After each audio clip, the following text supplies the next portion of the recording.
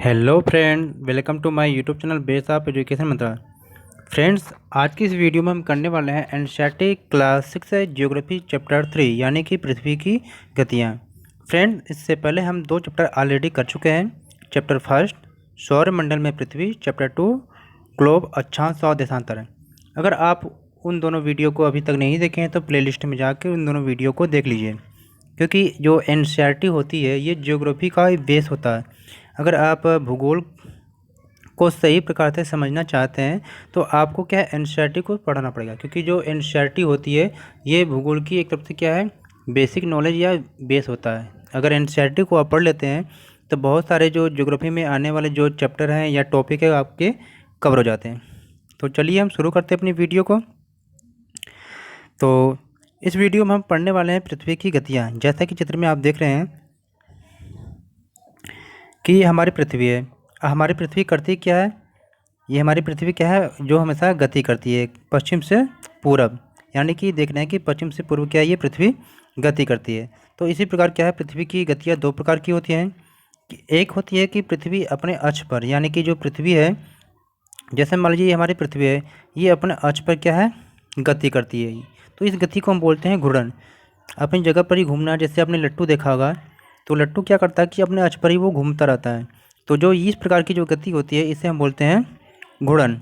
और अगर हम ये मान लें कि जैसे ये सूर्य है, सूर्य में क्या है, जो सभी ग्रह होते हैं ये दीर्घवृत्ताकार क्या है, इसका चक्कर लगाते हैं। जैसे मान लीजिए हमारी ये पृथ्वी है, तो ये पृथ्वी क्या करती है कि अपने अक्ष पे घूमते हुए क्या करती है, सूर्य का चक्कर लगाती है। तो इस प्रकार की जो ये गति करती है तो इसका नाम है परिक्रमण। तो आप ये जानेंगे कि अपने अक्ष पर घूमना घूर्णन कहलाता है, और यही कोई जो सूर्य का परिक्रमण या सूर्य की का चक्कर लगाती है पृथ्वी, तो इसे हम परिक्रमण कहते हैं। तो इसे आप समझे होंगे, ठीक है। चलते हैं आगे।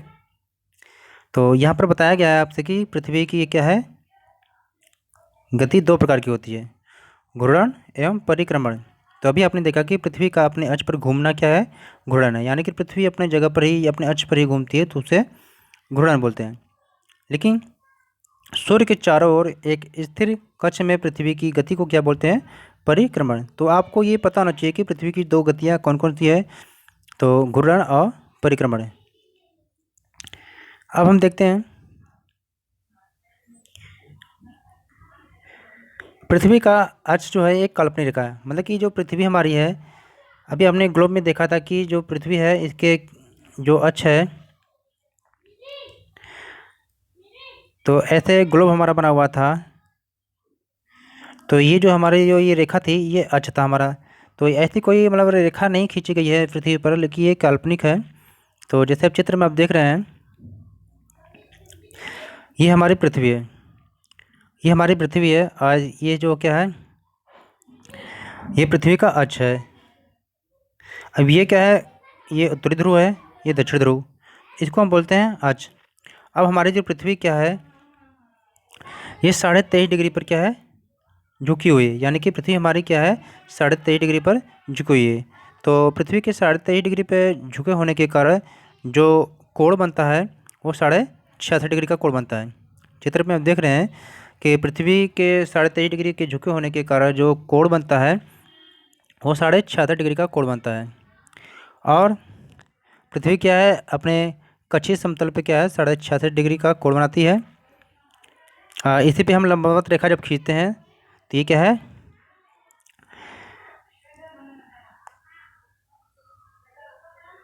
हालांकि जो पृथ्वी है इस पे जो हम लंबवत रेखा जब खींचते हैं तो क्या है, 90 डिग्री का ये कोण बनता है। और यहाँ पर देख रहे हैं कि भूमध्य रेखा जो है ये पृथ्वी को 2 बराबर भागों में बांटती है, उत्तरी ध्रुव और दक्षिण ध्रुव में। लेकिन आप देख रहे हैं कि जो पृथ्वी का जो कक्षीय समतल है ये क्या है,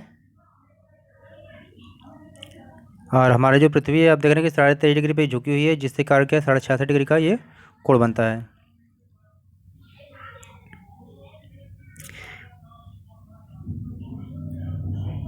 तो यहाँ पर यही बताया गया है कि पृथ्वी का जो अक्ष है एक काल्पनिक रेखा है, यानी कि ऐसी कोई रेखा नहीं है जो पृथ्वी के अंदर खींची गई है, जो इसके क्या है, कक्षीय सतह से क्या है, 66.5 का कोण बनाती है। यानी कि जो इसका कक्षीय सतह है इससे ये क्या है, 66.5 का कोण बनाती है। यहाँ पे देख रहे हैं ये आपका पृथ्वी का कक्षीय समतल है, यहाँ से क्या है, ये जो कोण बनता है ये 66.5 का कोण बनता है। जो इसकी कच्ची सतह से क्या है 66.5 का कोण बनाती है। फिर वह समतल जो कक्ष के द्वारा बनाया जाता है उसे क्या है, कक्षीय समतल कहते हैं। यानी कि आपको यहाँ पर नोट करना है एक पॉइंट कि वह समतल जो क्या है कक्ष के द्वारा बनाया जाता है उसे कक्षीय समतल कहते हैं। और यहाँ पर एक जान लेना है कि जैसे आप मान लीजिए कि कोई गेंद है, मान लीजिए कोई गेंद है और यहाँ पर क्या है किसी टॉर्च से, यहाँ पर किसी टॉर्च से क्या है आप प्रकाश कर रहे हैं, ये प्रकाश अगर आ रहा है तो आप देखते हैं कि इसके गेंद के क्या है आधे भाग पे क्या है रोशनी होती है और पीछे की जो भाग है ये क्या अंधेरा होता है। तो ठीक इसी प्रकार जो हमारी पृथ्वी है, ऐसे देखिए जो हमारी पृथ्वी है ये क्या है 23.5 डिग्री पर झुकी हुई है। तो ये सूर्य का जब प्रकाश इस पर आता है तो इसके आधे भाग पर, यानी कि आधे भाग पर क्या होता है रोशनी होती है और बाकी जो आधे भाग पे क्या है अंधेरा रहता है। तो ये जो इस तरह का जो प्रकाश पड़ता है जिससे क्या होता है कि प्रदीप्त वृत्त का निर्माण होता है। अब ये देख रहे हैं जो प्रदीप्त वृत्त है ये क्या है बिल्कुल अक्ष से क्या है दूर है, यानी कि ये न उत्तरी ध्रुव से सटा है न दक्षिणी ध्रुव से।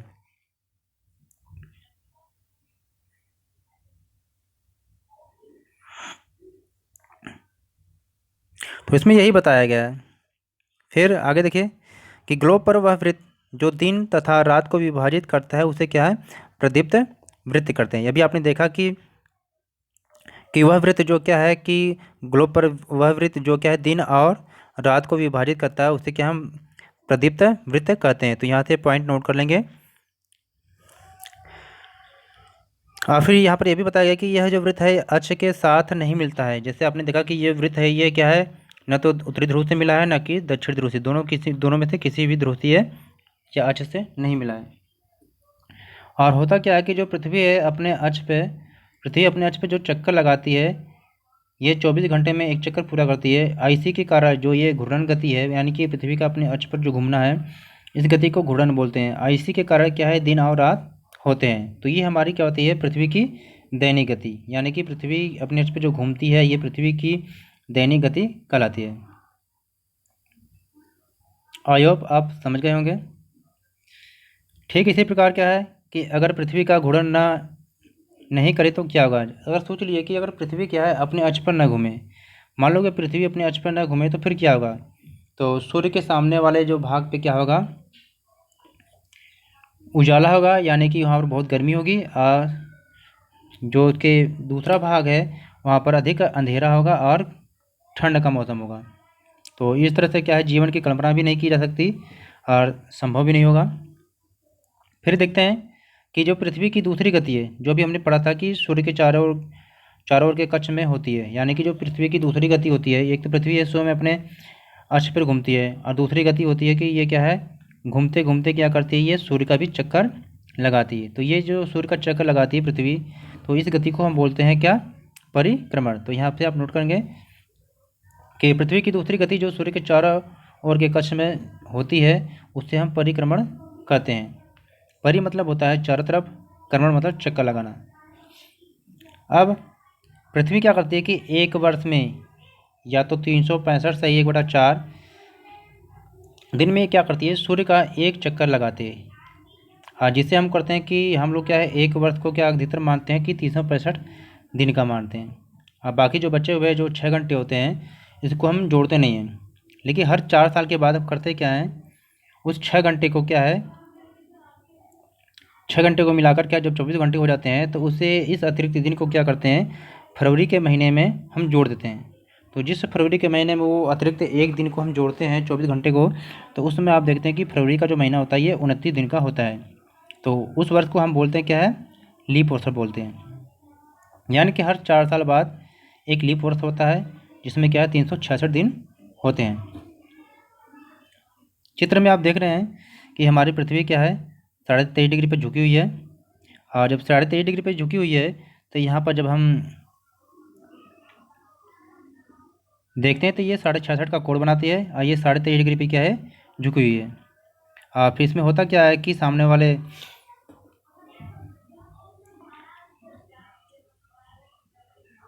और पृथ्वी का जो क्या होता है कि सूर्य का जो चक्कर लगाती है, परिक्रमण करती है, तो इसके कारण क्या होता है कि ऋतुओं में भी परिवर्तन होता है। आप देख रहे हैं कि यहाँ पर जो हमारी जो पृथ्वी है, ये पृथ्वी जो हमारी है, ये जो 21 जून को जब क्या है, 21 जून में होता क्या है कि जो पृथ्वी हमारी है, ये सूर्य की तरफ झुकी हुई है, और सूर्य की किरण जो सीधे पड़ती है इस पर, तो इसमें होता क्या है कि कर्क रेखा क्या इसके सामने पड़ता है सूर्य के। तो उत्तरी गोलार्ध में क्या होता है कि ग्रीष्म ऋतु होती है, और दक्षिणी गोलार्ध में क्या है, शीत ऋतु होती है। तो ठीक इसी प्रकार से 23 सितंबर को भी ऐसा होता है। 23 सितंबर को होता है कि जब हमारी पृथ्वी क्या है,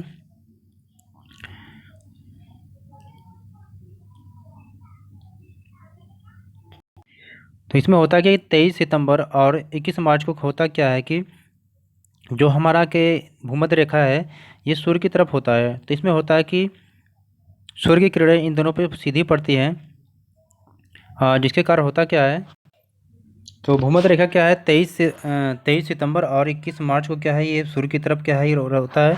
तो इस समय होता क्या कि दिन और रात क्या होते हैं, बराबर होते हैं। फिर यहाँ पर 22 दिसंबर को आप देख रहे हैं कि 22 दिसंबर को जो दक्षिणी ध्रुव है, ये क्या है, सूर्य की ओर झुके होने के कारण होता है कि मकर रेखा पर सूर्य की जो किरणें होती है, ये बिल्कुल सीधी पड़ती हैं। तो इसमें होता क्या है कि दक्षिणी गोलार्ध में क्या होता है कि लंबा दिन होता है तथा छोटी रातें होती हैं, और वो ग्रीष्म ऋतु होती है। फिर इसके विपरीत देखा जाए तो उत्तरी गोलार्ध में होता क्या है, ठीक है, इसका उल्टा होता है। यानी कि उत्तरी गोलार्ध में क्या होता है, छोटी रातें होती हैं।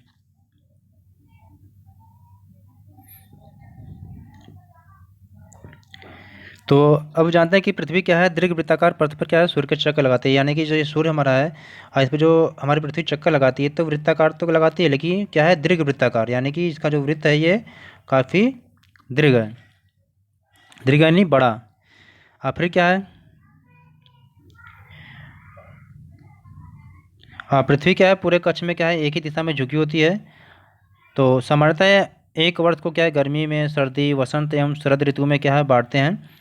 ऋतुओं में परिवर्तन सूर्य के चारों ओर पृथ्वी की स्थिति में परिवर्तन के कारण होता है। अब यहाँ पर आप देखेंगे, आप समझते चलेंगे। जैसा भी हमने बताया कि 21 जून को उत्तरी गोलार्ध में सूर्य की किरणें सूर्य की तरफ क्या होता है, झुका हुआ। यानी कि 21 जून को क्या है,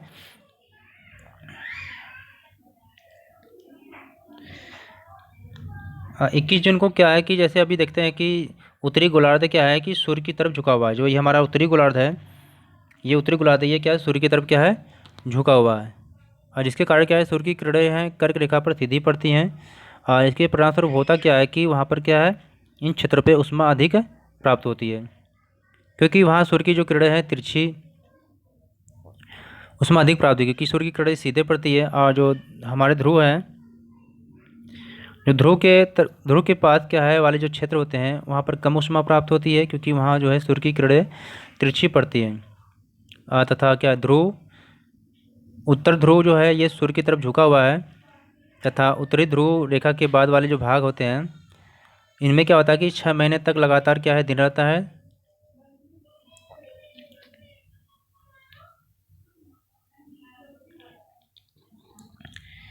ये 21 जून को क्या है,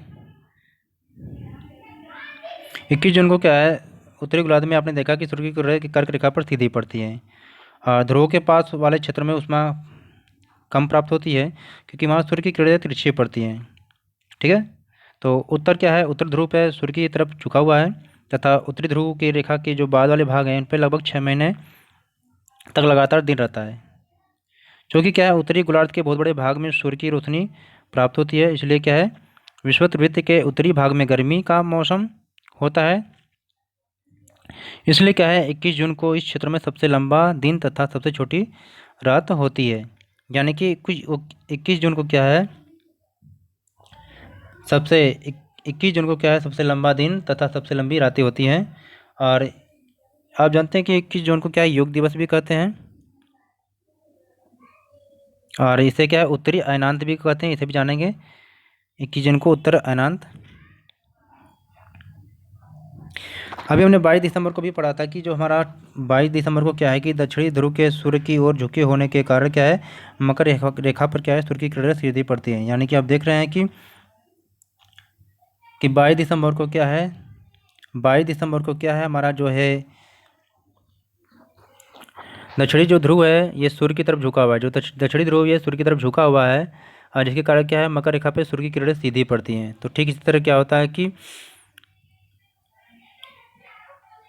इसलिए क्या होता है दक्षिणी गोलार्ध में लंबे दिन होते हैं तथा छोटी रातें होती हैं, रातों वाली जो ग्रीष्म ऋतु होती है, तो इसे हम बोलते हैं दक्षिणी अयनात।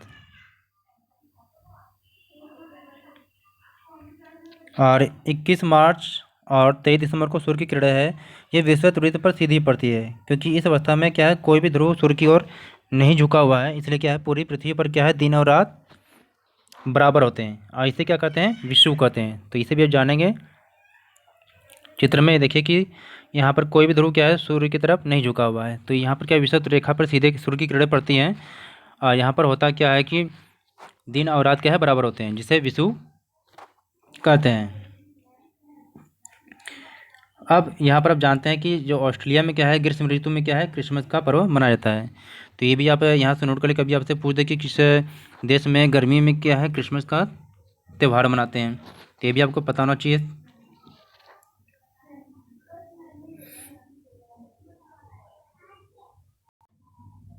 अब यहाँ पर देखिए 23 सितंबर को क्या होता है कि उत्तरी गोलार्ध में शरद ऋतु होती है, जबकि दक्षिणी गोलार्ध में वसंत ऋतु होती है। तो यहाँ सब क्या है सब चीज़ चित्र में दिया गया है, यहाँ पर देख लीजिएगा। यानी कि 21 मार्च को क्या है उत्तरी ध्रुव में वसंत ऋतु और दक्षिणी ध्रुव में शरद ऋतु। इसी तरह क्या है 22 दिसंबर को उत्तरी गोलार्ध में शीत ऋतु और दक्षिणी गोलार्ध में ग्रीष्म ऋतु, और 23 सितंबर को क्या है उत्तरी गोलार्ध में शरद ऋतु और दक्षिणी गोलार्ध में बसंत ऋतु। 21 जून को उत्तरी गोलार्ध में ग्रीष्म ऋतु और दक्षिणी गोलार्ध में ग्रीष्म ऋतु। ठीक है।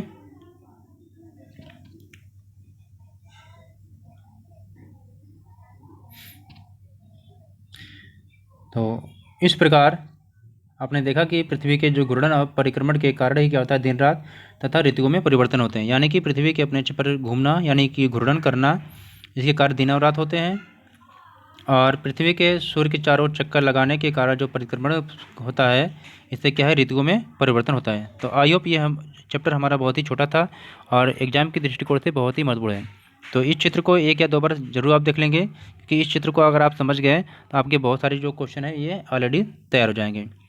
तो आई होप आप इस चैप्टर को बड़ी अच्छी तरीके से समझेंगे।